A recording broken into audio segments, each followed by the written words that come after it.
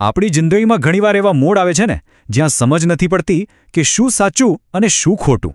તો આજે આપણે ધર્મ અને કર્મના એ પ્રાચીન સિદ્ધાંતોને સમજીશું જે આવા અઘરા નિર્ણયો લેવા માટે એક સચોટ માર્ગદર્શન આપે છે. આ એક એવો સવાલ છે જેનો સામનો કદાચ આપણે બધાએ ક્યારેક ને ક્યારેક તો કર્યો જ હશે. તો ચાલો આ ગૂંચવણને ઉકેલવાનો પ્રયત્ન કરીએ અને જોઈએ કે આપણું પ્રાચીન જ્ઞાન આ વિશે શું કહે છે. અને આ એવી પરિસ્થિતિ છે જે લગભગ આપણા બધા સાથે બને છે. એક તરફ પરિવારની જવાબદારી હોય તો બીજી તરફ સમાજ પ્રત્યેની ફરજ, અને આ બધાની વચ્ચે આપણે પોતે હોઈએ છીએ. જ્યારે આ બધું એકબીજા સાથે ટકરાય ત્યારે સાચો રસ્તો શોધવો ખરેખર મુશ્કેલ બની જાય છે. તો આવી જટિલ પરિસ્થિતિમાં આપણો માર્ગદર્શક કોણ? એ છે ધર્મ. એને એક કોસ્મિક કંપાસ એટલે કે બ્રહ્માંડીય હોકાયંત્ર સમજો, જે આપણને નૈતિકતાના વિશાળ સમુદ્રમાં સાચી દિશા બતાવે છે. ધર્મની સૌથી મજાની વાત શું છે ખબર છે? કે એ કોઈ પથ્થરની લકીર નથી, કોઈ નિયમોની બાંધેલી લિસ્ટ નથી. એ તો એક જીવંત માર્ગદર્શિકા છે જે પરિસ્થિતિ પ્રમાણે બદલાય છે, કારણ કે શું સાચું છે એ હંમેશા સંજોગો પર આધાર રાખે છે. આનો સીધો અર્થ એ થયો કે મારો જે ધર્મ છે એ તમારો ન પણ હોય. એક સૈનિકનો ધર્મ શું હોય? દેશની રક્ષા કરવી. અને એક સામાન્ય ગૃહસ્થનો પરિવારનું પાલન કરવું. બંને પોતપોતાની જગ્યાએ સાચા છે. આપણી ઉંમર, સમાજમાં આપણી ભૂમિકા અને તે સમયની પરિસ્થિતિ, આ બધું મળીને આપણું અંગત કર્તવ્ય એટલે કે સ્વધર્મ નક્કી કરે છે. સારું, તો ધર્મની વાત તો થઈ, પણ જો કોઈ ધર્મનું પાલન ન કરે તો એનું શું પરિણામ આવે? બસ અહીંથી શરૂ થાય છે કર્મનો ખેલ, જે નૈતિકતાનો એક અદૃશ્ય પણ અટલ કાયદો છે. કર્મનો નિયમ બહુ સીધો સાદો છે. તમે જે કંઈ પણ કરો છો, પછી ભલે એ મનથી હોય, વચનથી હોય કે શરીરથી, એનું ફળ તમને મળે જ છે. અને આ હિસાબ માત્ર આ જન્મનો નથી, પણ જન્મો જન્મનો છે. આજના જમાનાના કાયદા અને કર્મના નિયમમાં આસમાન જમીનનો ફરક છે. કાયદા માટે પોલીસ છે, કોર્ટ કચેરી છે, પણ કર્મના નિયમ માટે કોઈની જરૂર નથી. આ તો એક ઓટોમેટિક સિસ્ટમ છે જે બ્રહ્માંડમાં જ વણાયેલી છે. જેવું કરશો એવું ભરશો. સિમ્પલ. આ બધા સિદ્ધાંતો ધર્મ, કર્મ સાંભળવામાં તો બહુ સારા લાગે, પણ અસલી જિંદગીમાં એનો ઉપયોગ કેવી રીતે થાય? ચાલો આ સમજવા માટે મહાભારતના એ મહાન યોદ્ધા અર્જુનની કહાણી જોઈએ. જરા એ દૃશ્યની કલ્પના કરો. સામે યુદ્ધનું મેદાન છે, અને સામે કોણ ઊભું છે? પોતાના જ ભાઈઓ, કાકાઓ, દાદા અને જેમની પાસેથી વિદ્યા મેળવી એ ગુરુઓ. અર્જુન માટે આ યુદ્ધ નહોતું, આ તો એક ભયંકર ધર્મ સંકટ હતું. પોતાનાઓ પર જ શસ્ત્ર કેવી રીતે ઉપાડવા? અર્જુનનું હૃદય કંપી ઉઠ્યું. એની આંખોમાં આંસુ હતા. એને થયું કે આવા રાજ્યનું શું કરવું જે પોતાના જ લોકોના લોહીથી રંગાયેલું હોય. તે હિંમત હારી ગયો હતો, સંપૂર્ણપણે ભાંગી પડ્યો હતો.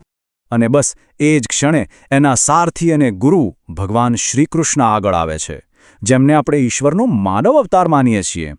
જેમ સૂર્ય ચંદ્રને પ્રકાશ આપે છે, તેમ શ્રીકૃષ્ણ ગીતાના ઉપદેશથી અર્જુનના મનનો અંધકાર દૂર કરે છે. તેઓ કોઈ સીધા જવાબો નથી આપતા, પણ કર્તવ્યનો સાચો માર્ગ બતાવે છે. કૃષ્ણ અર્જુનને બે મુખ્ય વાતો કહે છે. પહેલી, સ્વધર્મ એટલે કે તારો અત્યારનો ધર્મ એક ક્ષત્રિય, એક યોદ્ધાનો છે, અને યોદ્ધાનું કામ છે અન્યાય સામે લડવું. અને બીજી વાત, નિષ્કામ કર્મ એટલે કે તું ફક્ત તારું કામ કર. પરિણામ શું આવશે, જીત કે હાર, એની ચિંતા છોડી દે. એટલે કે મુખ્ય વાત પરિણામની નથી, કર્તવ્યની છે. આપણા હાથમાં ફક્ત આપણું કર્મ છે, ફળ નહીં. બસ પૂરી ઈમાનદારીથી પોતાનું કામ કરો અને બાકી બધું ઉપરવાળા પર છોડી દો. પણ સવાલ એ છે કે આ બધું શા માટે? ધર્મનું પાલન કરવું, નિષ્કામ કર્મ કરવું, આ બધાનો અંતિમ ધ્યેય શું છે?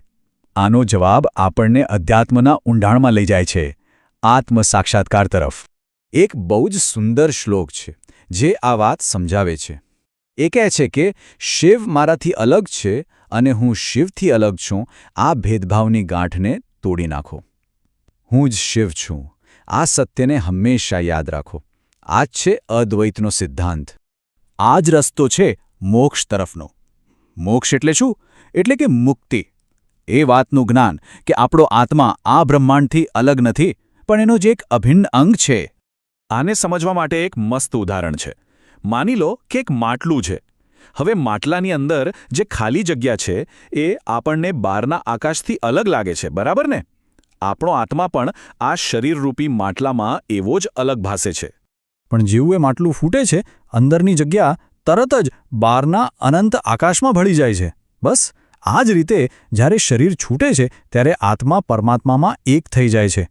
આ જ છે અંતિમ સત્ય, આ જ છે મોક્ષ.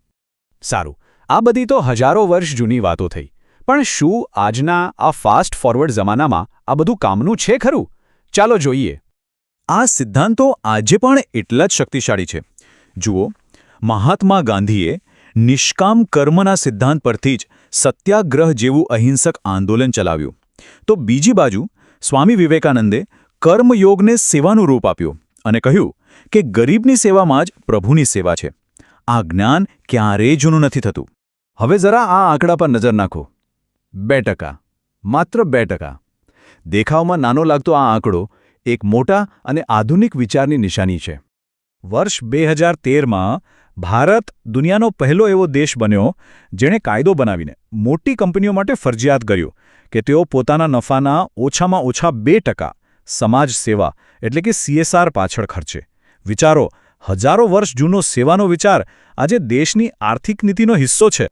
તો અંતમાં આ બધી ચર્ચા આપણને એક ખૂબ જ મહત્વના સવાલ પર લાવીને ઊભી રાખે છે. જરા વિચારો, જો આપણે બધા ફળની કે પરિણામની ચિંતા કરવાનું છોડી દઈએ અને માત્ર આપણા કર્તવ્ય પર, આપણા સ્વધર્મ પર ધ્યાન આપીએ, તો શું શું શક્ય બની શકે છે?